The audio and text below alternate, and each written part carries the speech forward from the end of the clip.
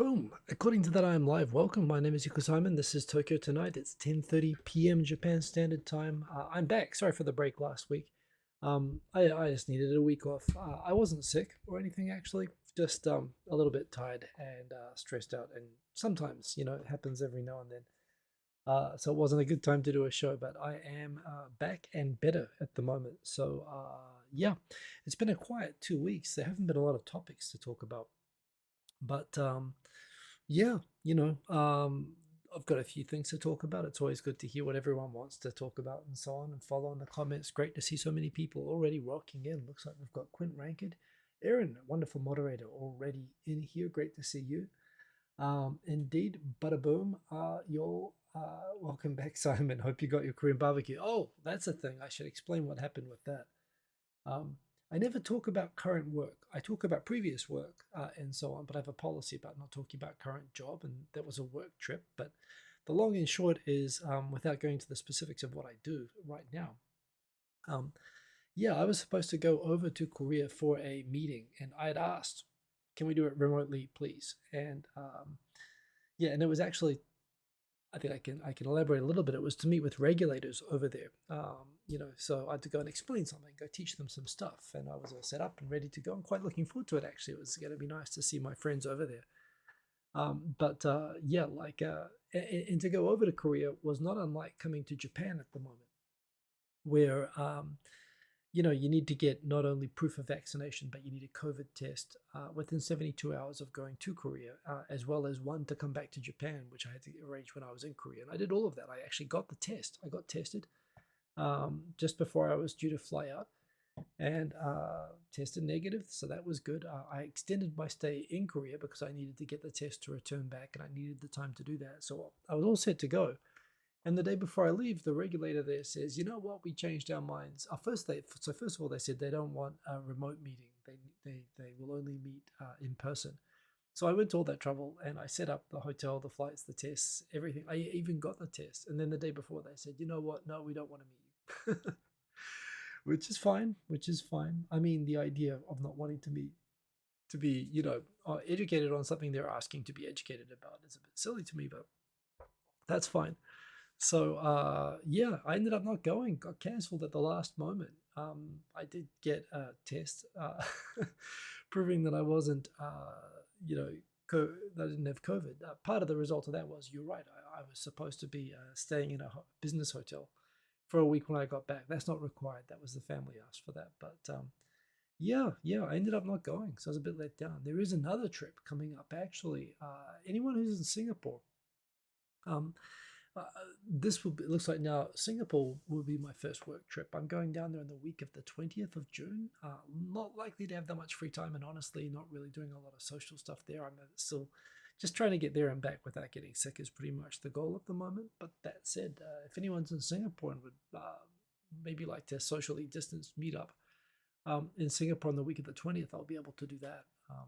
And looks like I'll be getting to Singapore and possibly even New Zealand in September, which I'm looking forward to as well. So, yeah, I guess that's really what the theme is at the moment. That just in this 2 weeks, it's all incremental, but I suppose if you take a 2 week gap, we know how it is with the pandemic. Just when you think you got out of it, it pulls you back in, of course.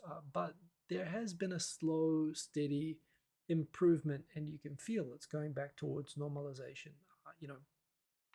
A lot of offices, including the one where I work, are now. I've been going back and working in the office for the first time in 2 years, albeit just 2 days a week. I like being able to focus working remotely, but it's also nice to go back to the office and see people. And a lot of companies are starting to now do that, encourage people to go back.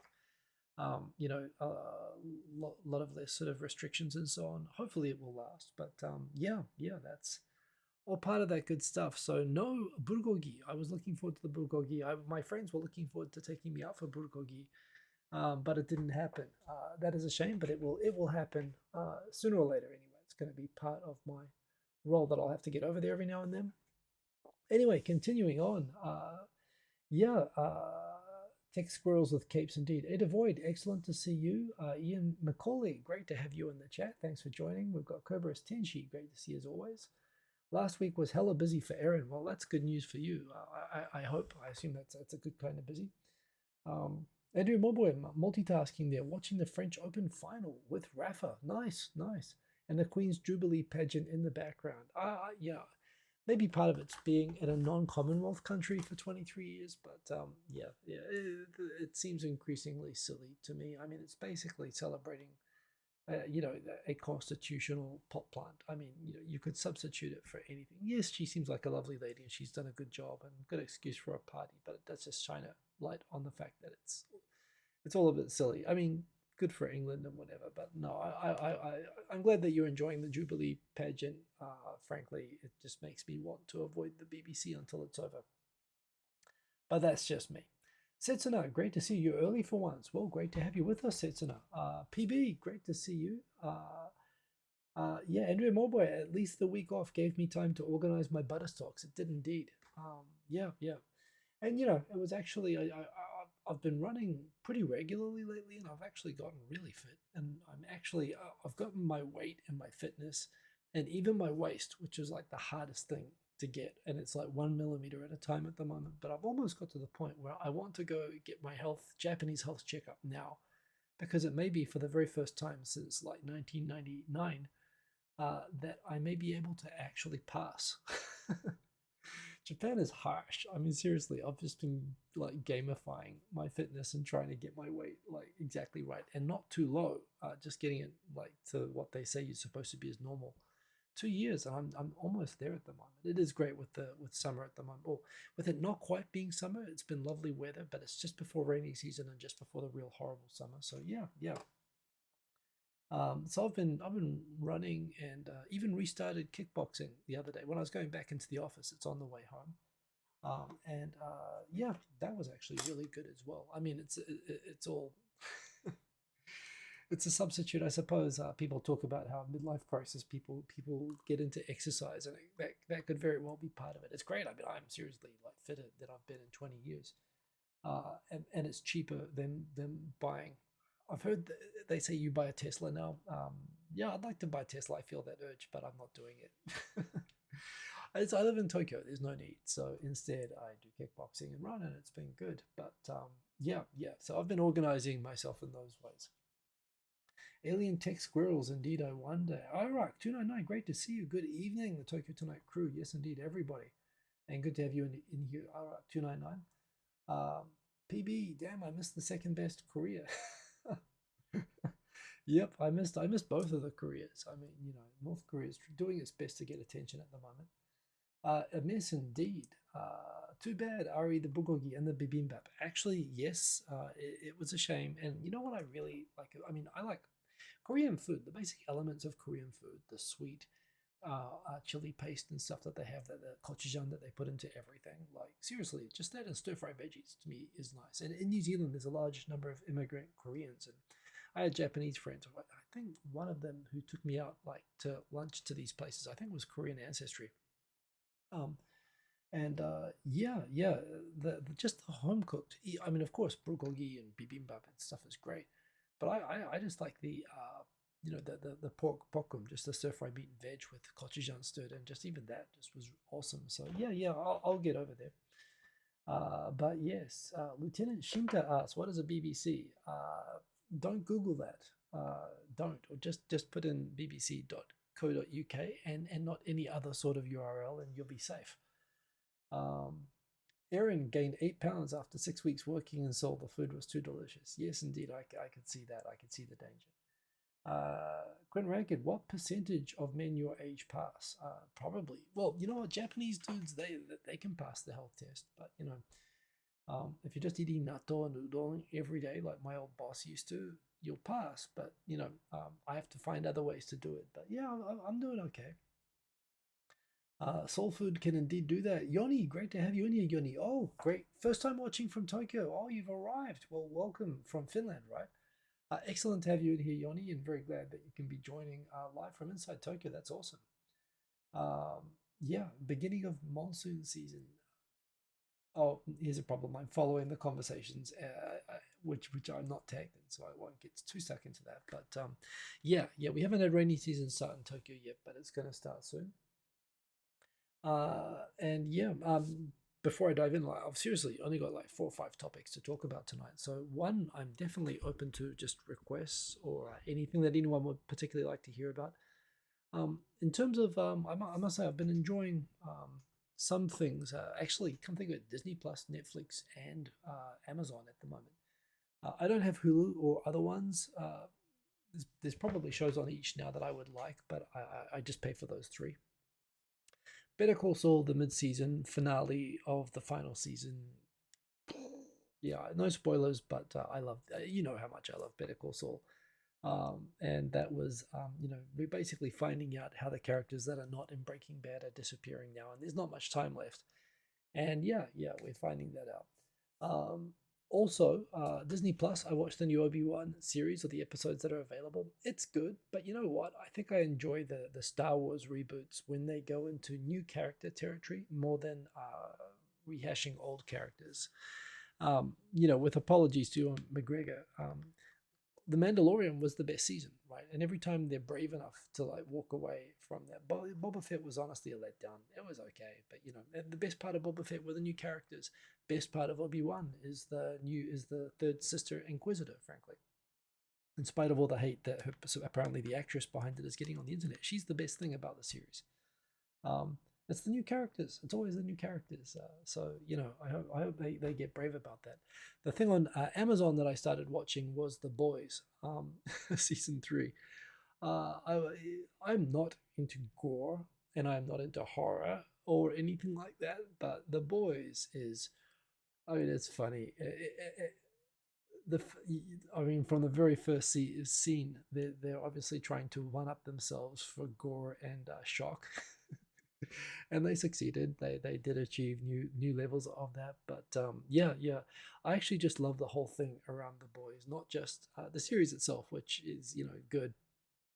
But if you follow on YouTube, they've got a whole channel of like Vought TV, which is basically sort of reality TV from the world of The Boys from the Vought network. And everybody who watches the promos, and all the ads and stuff that come up on this channel are all fully invested in the existence of that world and comment as such. It's super fun. So I'm enjoying The Boys, but I don't know. Help me out. When I'm flying to Singapore, I'm going to need a lot of videos to download. So I'm always open to recommendations of what other people are watching. Quinn Rankin, the best part of Star Wars was Jar Jar. The best part of the prequels. Well, one of the ways that makes the prequels very interesting. If you watch the videos, there is a fan theory, conspiracy theory about Star Wars that Jar Jar. Remember, Lucas only made the prequels because he was satisfied that the computer CG technology had come forward enough that he could, do sort of really innovative new things. And Jar Jar was the only CG character. And yeah, he was a bit of a comic character, but you know that there is a theory that he was actually a bit like Yoda in Empire Strikes Back. He was, in fact, originally intended to be a Sith, a hidden evil character acting foolish on purpose.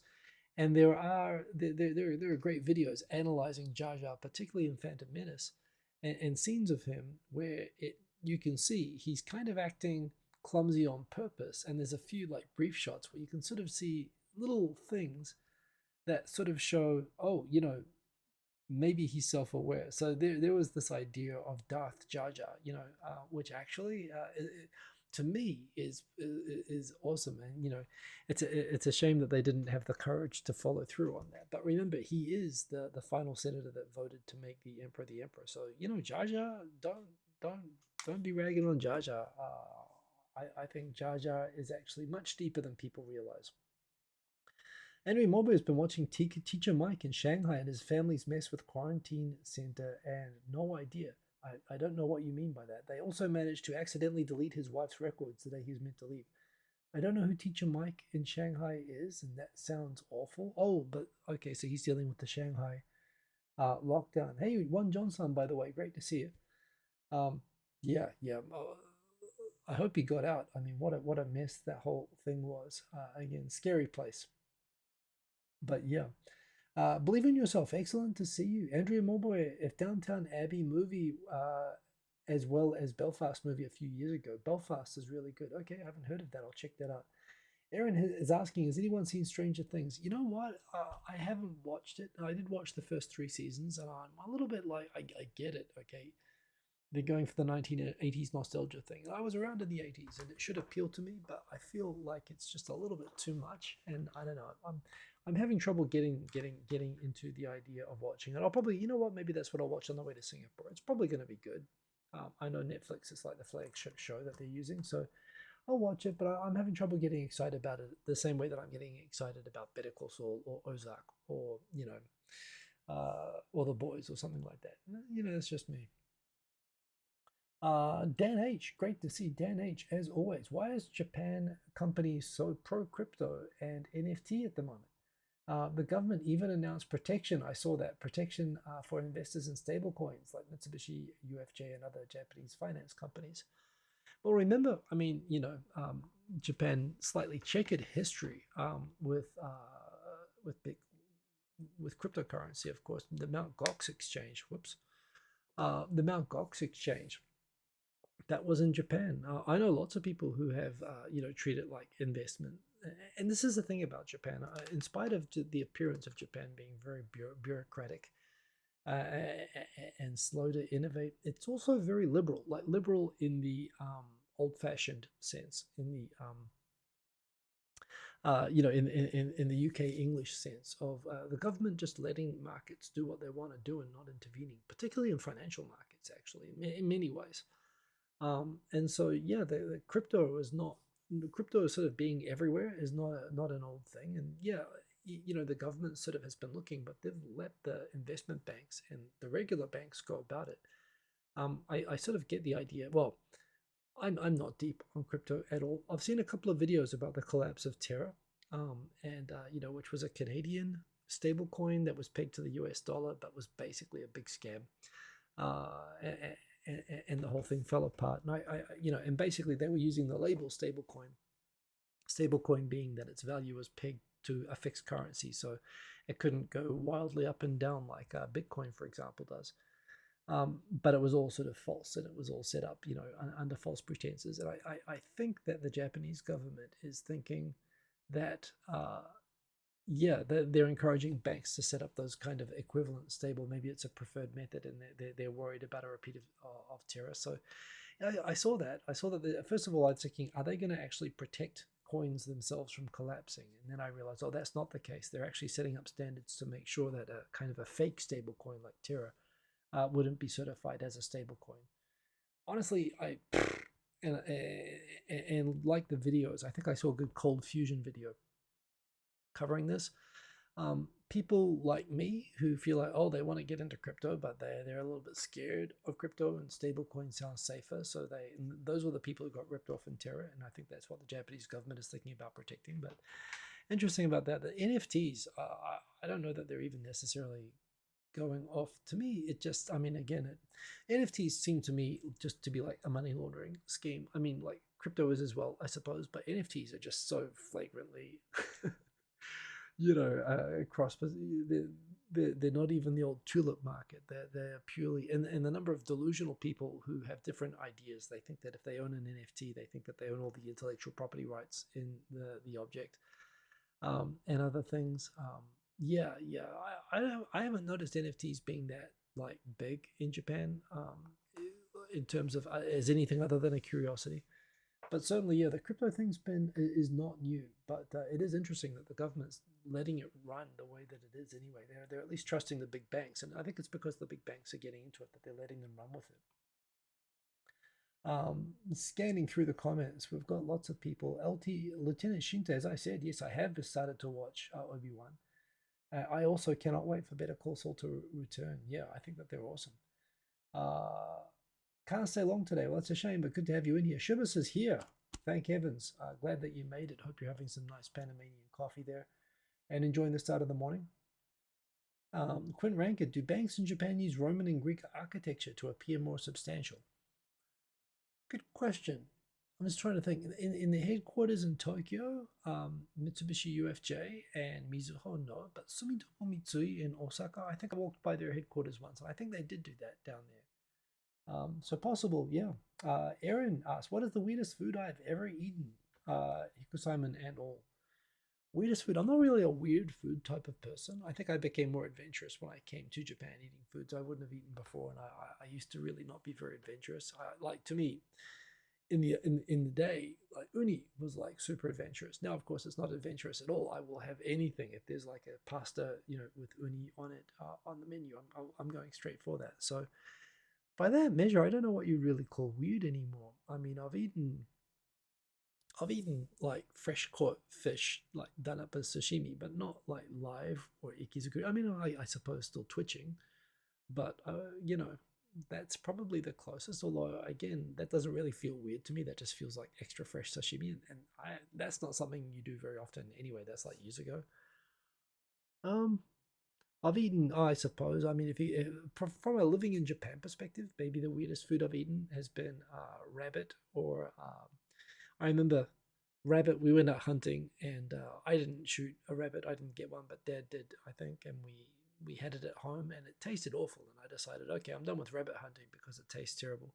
There was another time that we got a turkey given to us when my dad was in the army, and it was shot with a shotgun.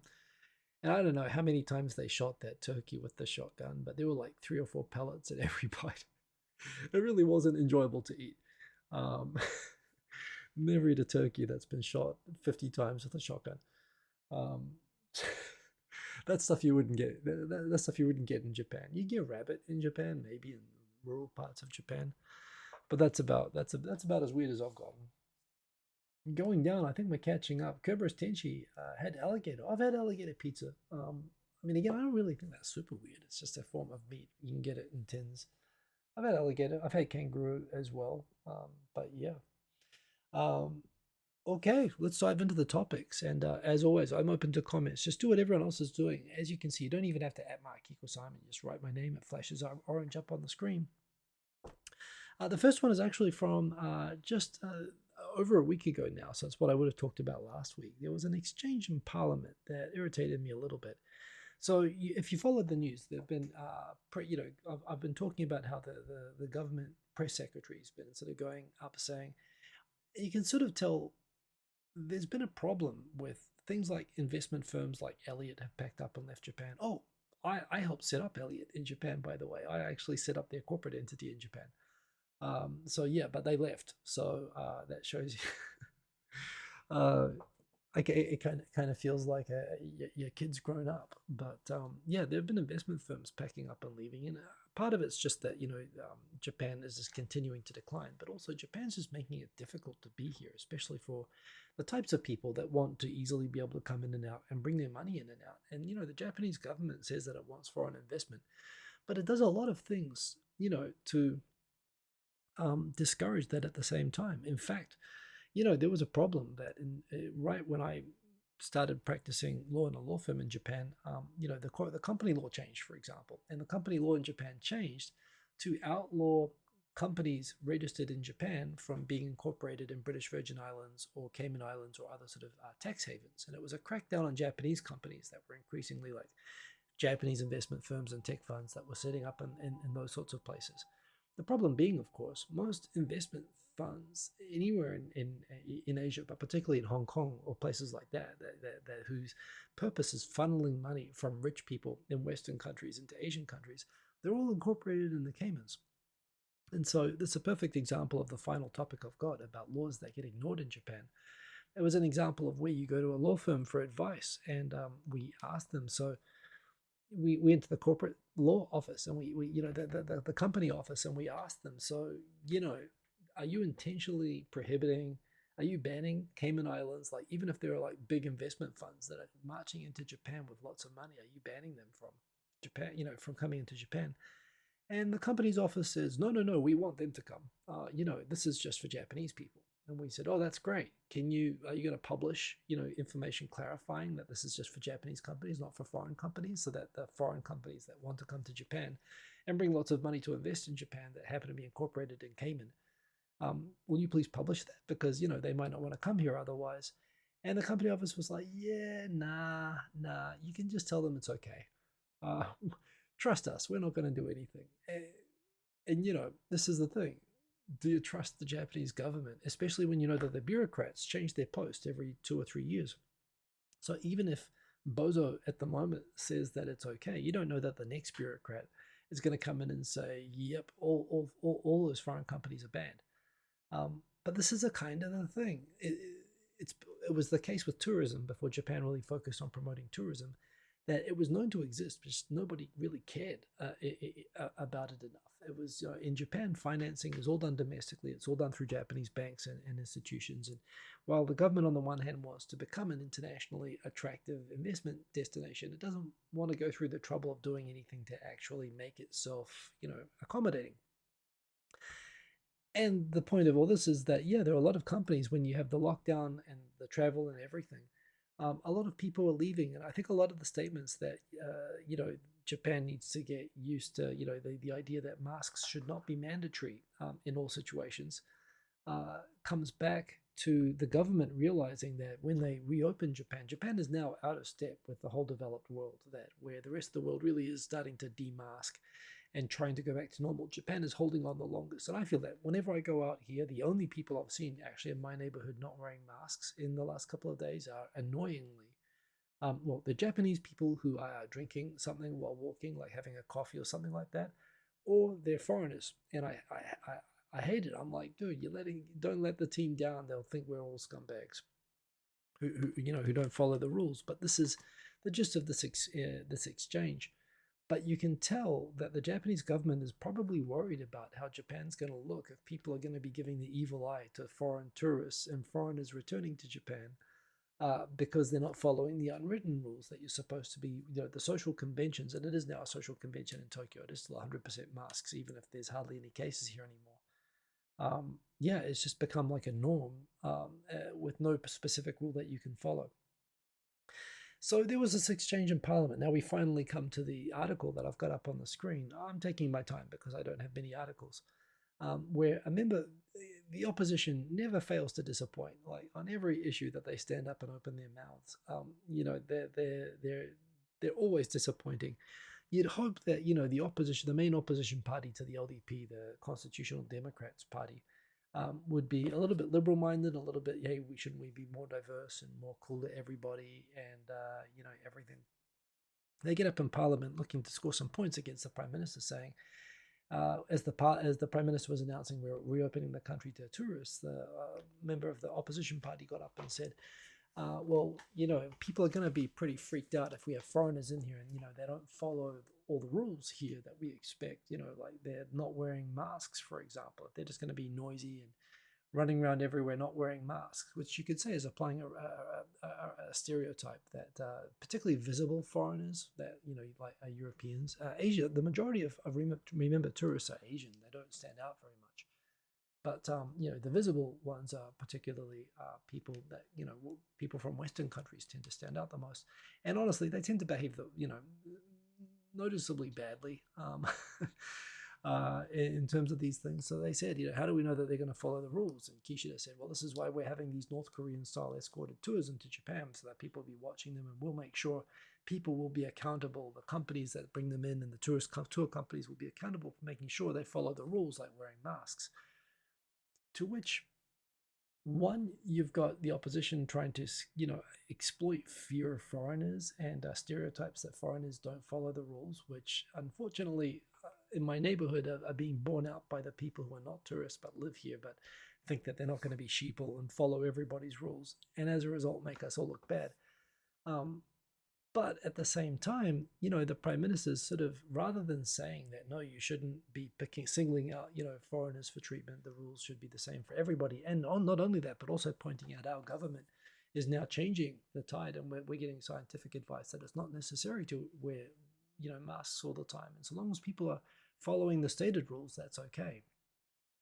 Instead of that, he got up and said, oh, of course, we're not going to let foreigners do anything. We're going to hold, we're going to make sure they follow all of our rules, including mask wearing rules, i.e., foreign scaremongering tactic by the opposition. And instead of actually correcting him and defending the government's own policy of allowing foreigners in and liberalizing on masks, he actually went along with it. He read the room and saw, oh, this is like a bashing on foreigners for political points vibe. Well, I'm going to neutralize that by agreeing with him and say we should be tough on those damn foreigners.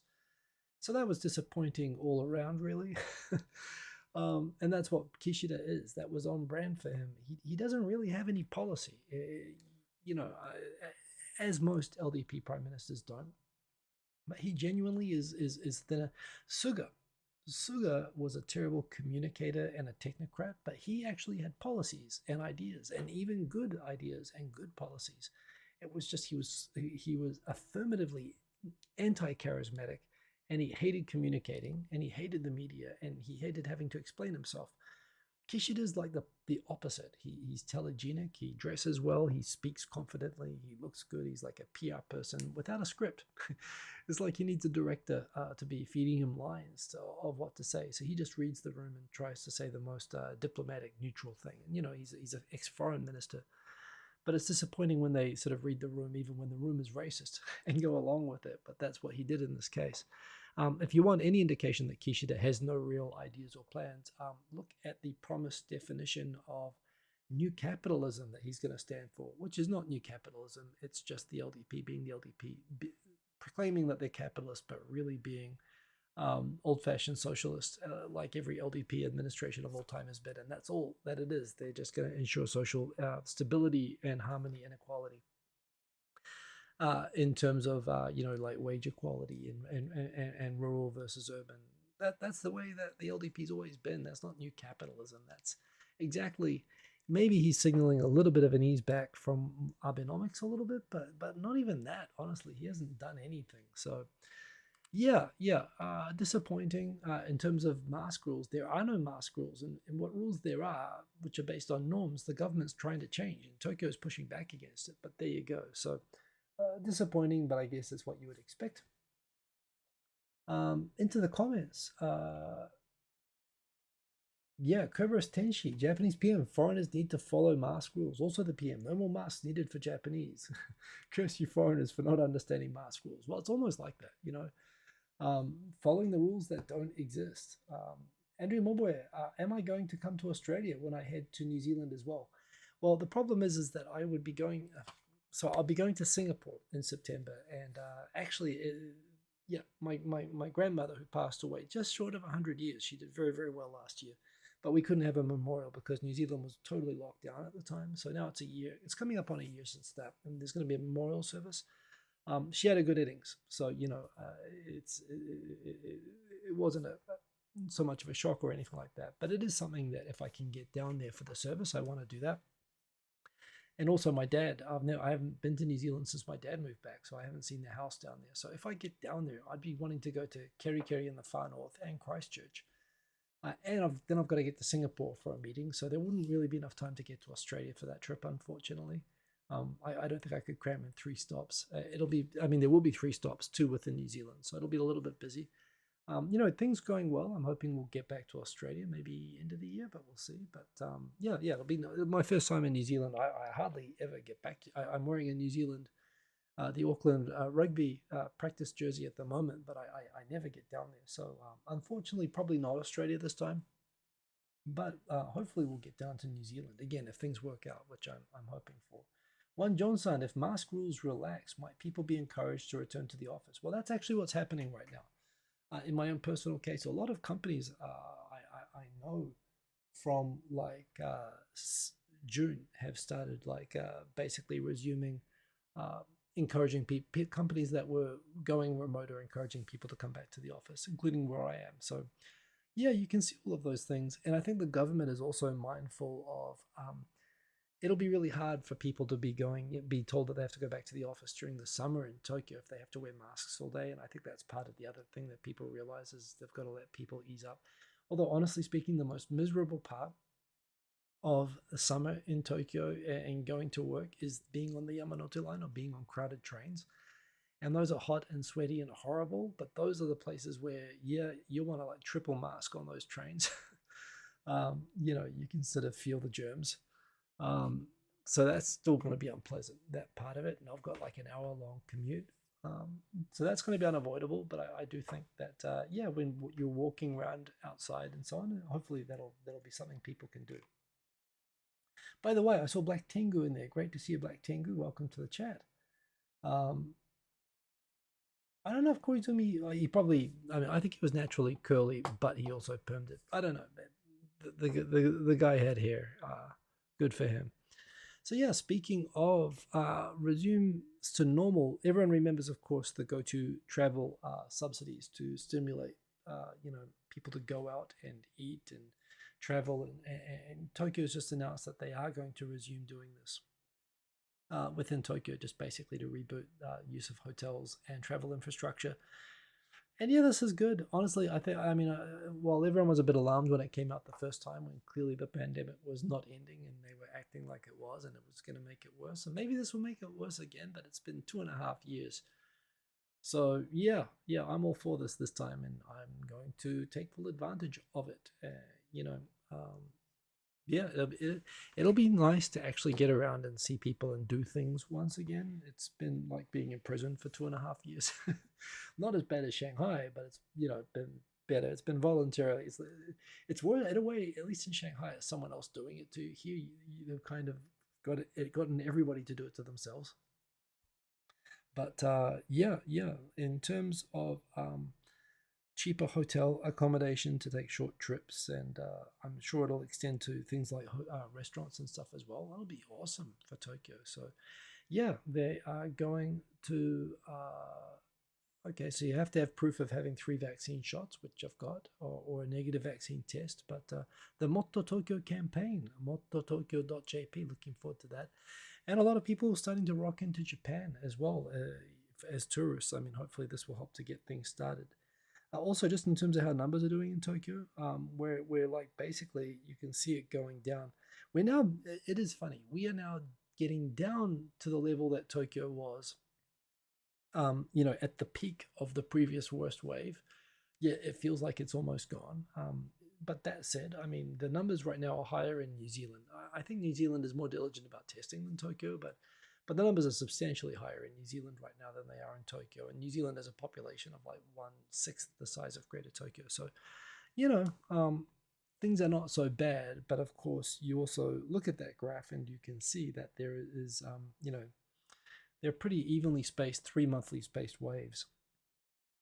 We'll see though, this wave has been so big, there's probably been multiple ones that have merged in. You can also see that things just really did fade during the summer last year, but they came back at the end of summer, so we'll see.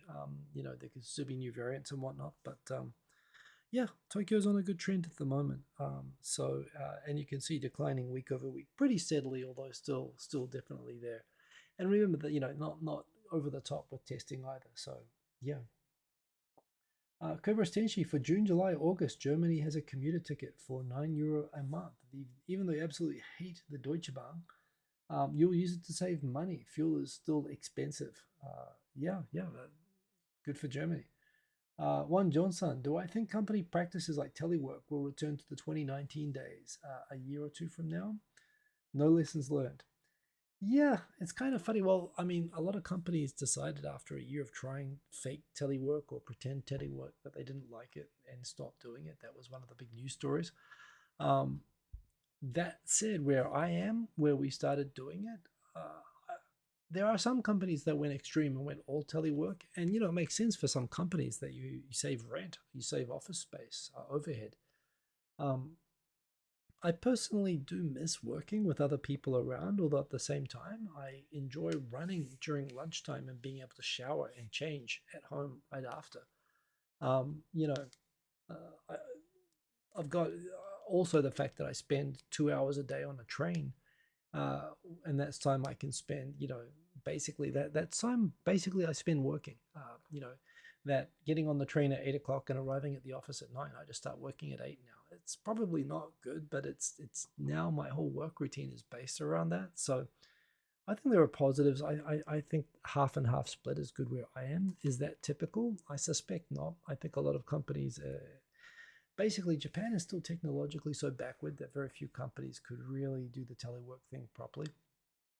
Um, but I think partial telework and more flexibility, I think, is something that is going to come out of this. So we'll see. Um, Luciano Tsiros, great to have you in here, Luciano. Nice to have you in the chat.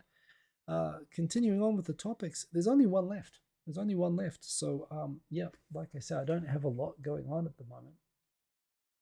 So feel free to leave me topics. This is an interesting one. This is I've mentioned a couple of things through the show about examples of laws.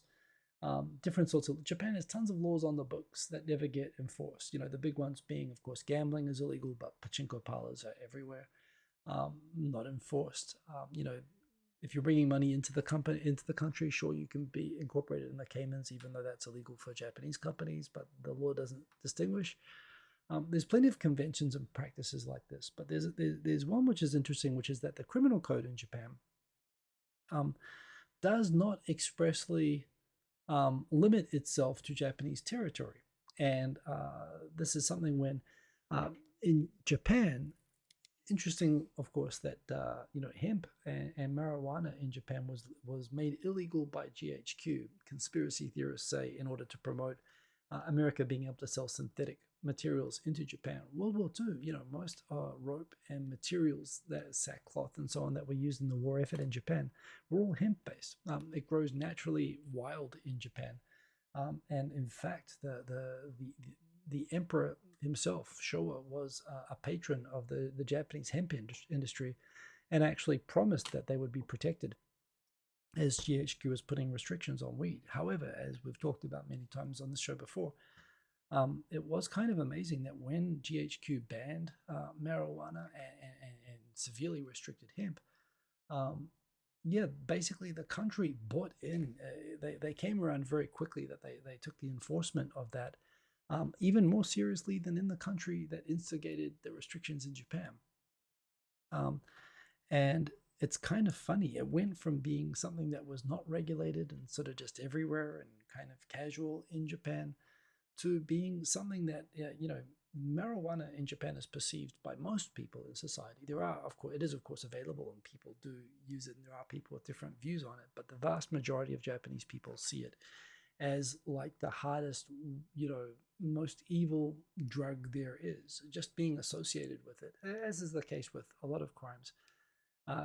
In Japan, is seen as, you're announcing that you're part of the underworld, that you're some sort of a gangster if you're even familiar with it or in favor of legalization. It's just unthinkable in Japan. It's like the same with the tattoos for a lot of people. It's just it's a mark that you're an untouchable person if you even think it's okay to have. So yeah, it's fair to say that it's highly stigmatized in Japan. It's so stigmatized that there's no possibility of rational policy debate about legalization of marijuana. There's no discussion about the therapeutic benefits or anything like that because it's just completely unspeakable, unthinkable to even talk about that. So in spite of the historic roots of the prohibition in Japan being fairly shallow, they're very locked in. And it's actually similar that, like with the drinking age, um, it's treated, serving in New Zealand, serving alcohol to someone under the legal age to drink is treated as a crime of the person who's providing the drink, not the child who drinks it. But in Japan, it's a crime of the child who drinks it. It's basically consuming a narcotic in an illegal manner. You know, be it an adult using marijuana or a child drinking a beer is treated as the criminality is the person partaking, not the provider. So yeah, there have been like celebrity idols and so on who have been like fired from their jobs for being caught drinking. You have all these sorts of things happening. So of course, Japan looked in on. You would think that when various states in America and Canada started liberalizing their marijuana laws, as I believe New Zealand and Australia and other countries also have done, Japan was looking on in horror rather than looking at, oh, well, what's motivating these policy changes, and what is the debate, and what position should we take thoughtfully. They just looked on in horror that these people are basically putting like yakuza tattoos on everybody. And this motivated Japanese embassies and consulates all over Canada and the United States and other countries, I'm sure, to put out notices to all Japanese citizens in those countries that reminding them that under the Japanese criminal code, um, the Japanese criminal code applies to Japanese residents, not just citizens, even outside of Japan. It's not territorially limited. The position of the Japanese government is that the Japanese criminal code applies regardless of where you are. If you're a Japan resident, if the police can prosecute exchange students in Canada who go back to Japan and there's evidence that they used marijuana while they were in Canada, they can be prosecuted as if they had used it in Japan. And so, particularly for flights to places like Seattle that I've been on, yeah, they're pretty intense with the checking of luggage and and the warnings that go out to everyone. There are not actually any examples of prosecution actually happening that I'm aware of, and that's what the person who tweeted this, um, who I'm trying to remember, a Law in Japan sort of tweet channel sort of put this out, pointing out that yeah, there's a fair debate as to whether Japan would even have jurisdiction to prosecute a Japanese person for having using marijuana or buying marijuana even in Canada. But the position of you know the Japanese government is that if they want to, they can, and they want to scare everybody, basically scare them straight. Again, they're not engaging in the merits of the policy or what's dangerous about marijuana or what's the what are the pros and what are the cons and how valid is this as a policy. It's basically just like if it's like a speeding ticket. You are just automatically evil, and we will prosecute you if you break this rule. And it's kind of funny. There are rules in Japan that are ignored liberally, like gambling, like all sorts of vice, like all sorts of financial rules and company rules. And there are rules which really probably are unenforceable, like the idea of chasing Japanese and residents of Japan. Remember, someone like me, even a permanent resident who's not Japanese, theoretically according to the messaging of the consulates, could be prosecuted coming back into Japan for doing something that's legal in another country but illegal in Japan. And they threaten people with this to scare them, but of course they haven't actually done it, and they probably don't want to do it because it'll probably fail, and then they'll lose the scare of it. But yeah, funny that they do that, and I don't know what they're trying to to achieve with it. But yeah, so Aaron, Japan doesn't want people to chill out with weed. Well, remember, Japan is the country that invented synthetic methamphetamine. So yeah, they do not want people to chill out at all. Although it, weed was legal for a long, long time, nobody really cared about it. Wingstar, by the way, great to see Wingstar made it into the chat. Great to see you. Yeah, back to Aaron. Even though it would take the edge off the 1.5 hour train ride, yeah, except people would forget the station that they're supposed to get off at, and then they'd become paranoid. Then they get into the Yamanote line, they'd become paranoid. Um, yeah, I can see pros and cons, but I mean, fact is, the stuff grows wild by the highways in Hokkaido. There used to be tours, like bus tours up there. They would just pick it by the road. So yeah, again, there is a large subculture in Japan that's quite familiar with this, and I used to surf, so I was around people that were familiar. But yeah, yeah. As a government policy, I don't see them buying into it as a way to ease the commute stress. But it's not a bad idea. You could suggest it from a safe distance anonymously. Paragotti, great to see you. A Honda. I'm missing where the Honda came from, but that's okay. Savas musician, good to see you. The legalized cannabis party might steal Pauline Hanson's One Nation seat in the Senate. Oh, that would be funny. I mean, Australia just messes with me, by the way. But I mean, in a way, that just says to me that says that her constituency just continues to be full of people who really just need, Well, I tell you what, I'd be more in favor of a legalized cannabis party than I would of One Nation, but it still says that the people there probably need to stay in school a little bit longer. Cobras Tenshi, yet alcohol consumption is legal and encouraged in high amounts. Yes and no. You'd be surprised that Japan has really chilled out on alcohol consumption a lot, actually, over the 20 years. It used to be excessive drinking was definitely part of the culture when I came here. I don't know, like about 15 years ago, all of a sudden, it just, and now it's actually been cited as a problem on the news that like beer companies like Asahi Beer is like going, NHK is covering it, that there is a problem of young people not consuming as much beer, causing problems for Asahi, figuring out how to motivate, younger consumers to drink. And I'm like, why are you covering this as a problem? But yeah, yeah. So like is happening everywhere. I think even the drinking culture in Japan is chilling out a bit, and I think young people nowadays are much more mature about this sort of thing, which I think is another thing in favor of legalizing a relatively harmless intoxicant like cannabis. I think that young people are showing that they're probably going to be a lot more responsible with it, frankly, than people my age and older have been. But yeah, Ninja Monkey, awesome to see you. Also, remember, of course, if you want to get the latest updates on when you'll be able to be a tourist and travel back to Japan, Ninja Monkey's channel has been the place to go to for all of those updates. He continues to do great updates, which I keep watching. Happy Jubilee, 70 years. In spite of all of the mochi cake birthday presents from Prince Charles to to Queen Elizabeth hoping to get the job. I must have.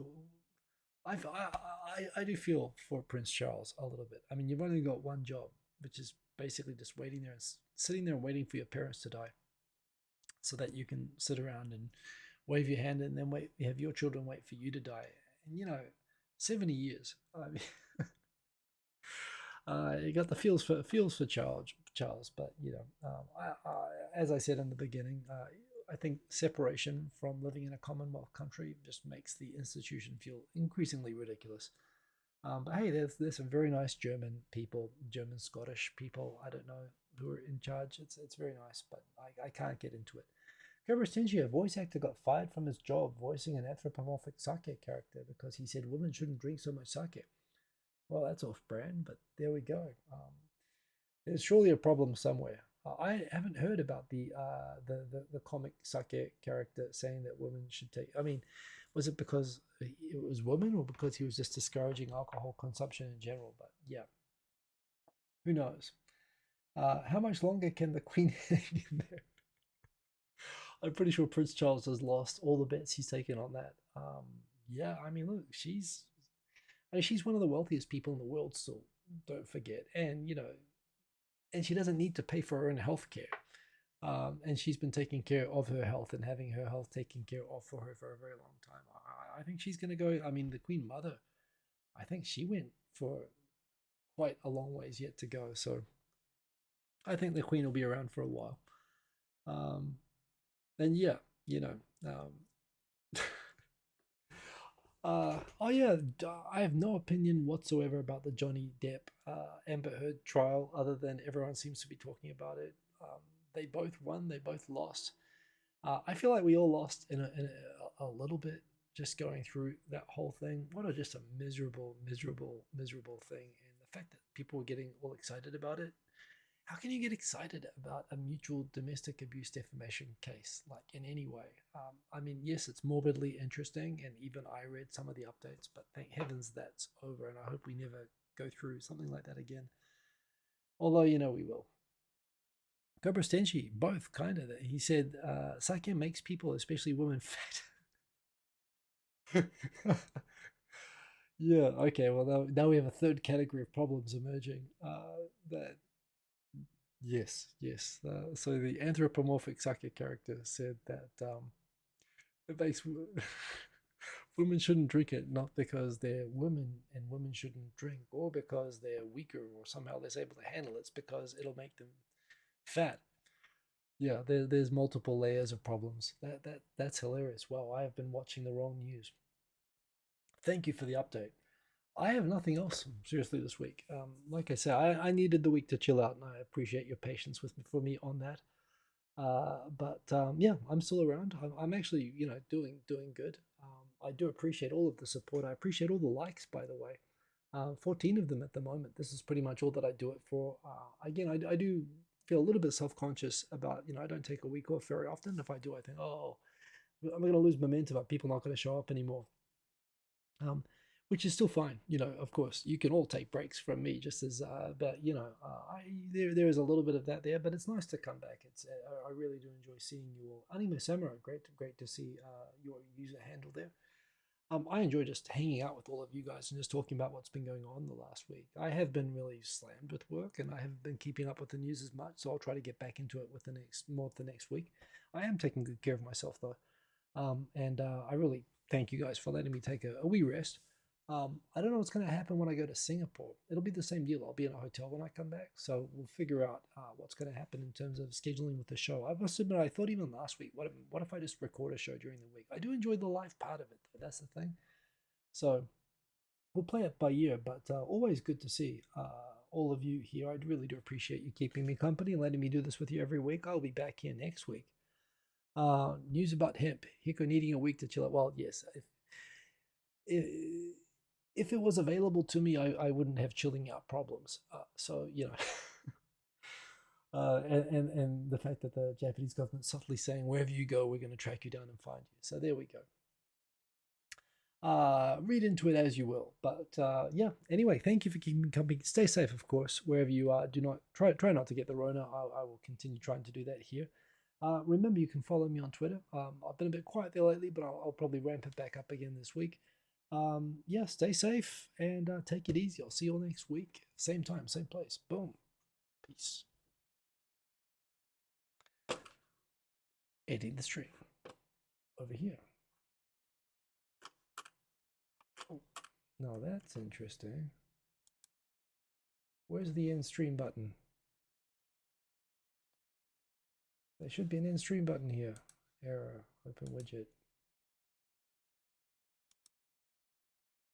Wait a minute. The stream thing has... Where is the end stream button? That is so weird. Wait a minute. I've never had a technical issue where I couldn't find the stop button before. Let me try.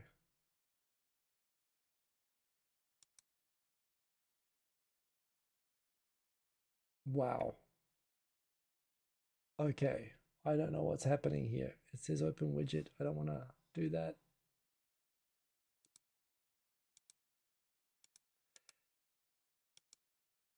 Okay, this is a first.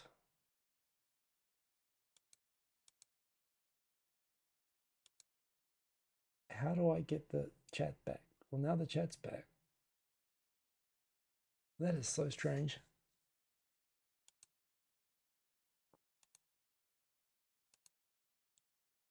I think I'm still streaming. Anyway, I'm going to turn it off here. I'm going to turn off the streaming software. I'll figure out the rest of it later. Have a